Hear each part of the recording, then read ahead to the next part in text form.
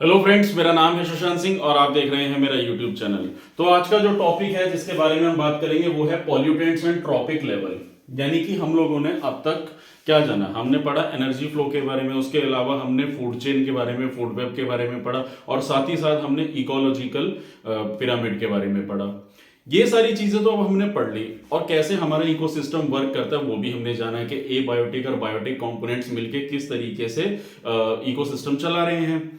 अब ये जो पूरा का पूरा इकोसिस्टम है, ये जो पूरा सेटअप है, इसमें कहते हैं ना कि चीजें सारी कभी ठीक नहीं रह सकती, कुछ खराबियां भी तो आएंगी उसमें। तो खराबी कैसे आएंगी? अगर उसमें जब पॉल्यूशन फैलेगा। अब हमारा वातावरण है, आज की डेट में हम ह्यूमन बींग्स हम रह रहे हैं, तो क्या हम लोग एक अच्छी हेल्दी लाइफ जी रहे हैं? पॉल्यूशन भी तो देखने को मिलता है ना। तो अब वो, क्योंकि जब भी कोई काम हो रहा है, कोई कंस्ट्रक्शन हो रहा है, इंक्रोचमेंट हो रहा है, कोई भी चीज बन रही है फैक्ट्री में, तो एनवायरमेंट भी इफेक्ट होता है, पानी भी इफेक्ट होता है, पॉल्यूशन भी फैलेगा।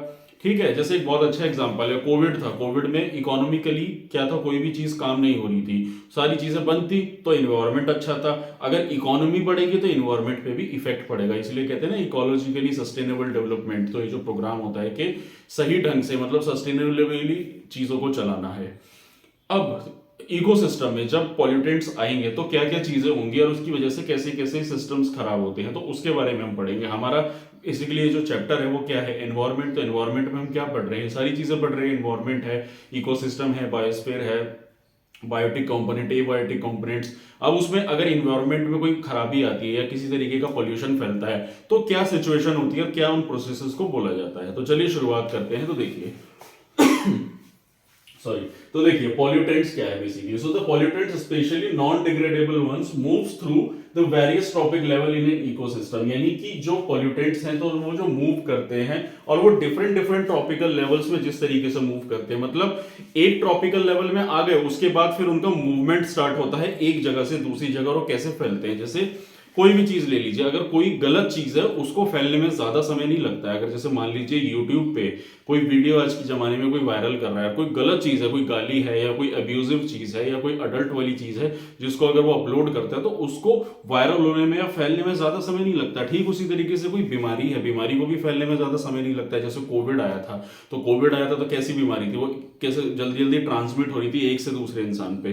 तो ठीक पॉल्यूटेंट्स भी कुछ ऐसे होते हैं कि जब वो मूव करते हैं तो उनकी क्वांटिटी, बैक्टीरियल क्वांटिटी होती है वो बढ़ती चली जाती है। जैसे एग्जांपल के तौर पे बात करूं, क्लोरीनेटेड हाइड्रोकार्बन्स। क्लोरीनेटेड हाइड्रोकार्बन्स क्या होते हैं बेसिकली, जो हमारे ज्यादातर हमारे प्लास्टिक में मैन्युफैक्चरिंग में पाए जाते हैं। प्लास्टिक और जो फैक्ट्रीज में चीजें बनती हैं उसमें इनका इस्तेमाल ज्यादा होता है। तो एक ऐसा कार्बन होता है जो ज्यादातर फिर डाइल्यूट किया जाता है, मतलब फेंक दिया जाता है, यूज करने के बाद ज्यादातर थ्रो किया जाता है पानी वगैरह में। तो पानी में अगर वो बढ़ेगा, उसका कंटेमिनेशन आएगा, तो फिर क्या होगा, उससे क्या होगा, जो लिविंग ऑर्गेनिजम्स है उनकी लाइफ पे इंपैक्ट पड़ेगा।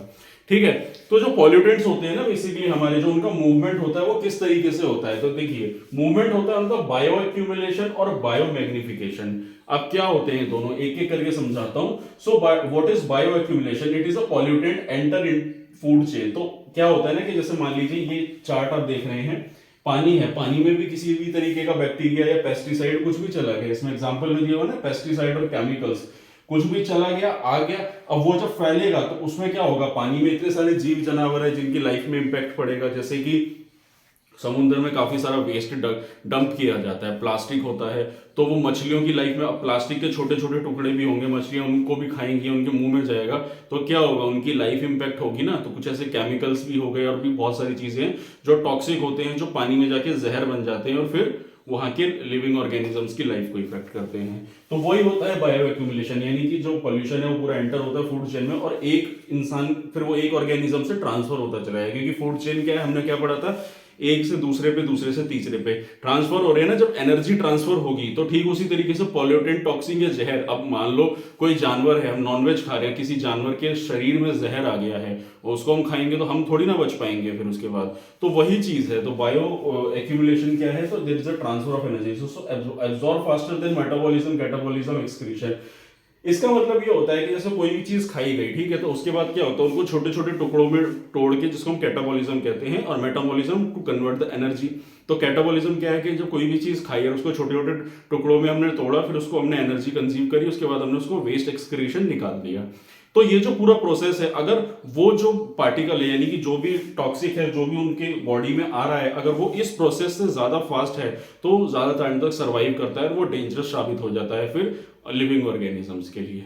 ठीक है, ये तो होता है बायो एक्यूमुलेशन। फिर आता है बायो मैग्निफिकेशन। बायो मैग्निफिकेशन क्या होता है, इसी का ही अपग्रेडेड पार्ट है, यानी कि जब फूड चेन में ये चीज एंटर होती है तो फिर वो एक पार्ट से दूसरे पार्ट में कैसे ट्रांसफर करती है। So there is a transfer of pollutant from one trophic level to next. One trophic, ये मैंने 2 बार वन लिख दिया है।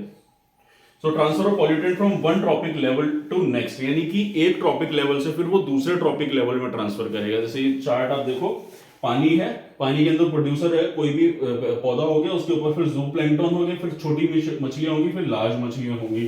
तो क्या हो रहा है बेसिकली, आप ये देख रहे हैं ना, 1000, फिर 10,000, फिर 1 लाख। तो इस तरीके से वो क्या है कि मतलब अगर यहाँ पे पॉल्यूटेंट एंट्री लेता है तो उसके बाद वो पॉल्यूटेंट जो है बढ़ता चला जाता है। सो पॉल्यूटेंट मस्ट बी अभी long lived, mobile, soluble in fat, biologically active. इसके बारे में भी मैं बताऊंगा। तो इसमें मैं आपको बता रहा हूँ ना कि एक एक करके चीजें बढ़ती चली जा रही हैं, ठीक है ना।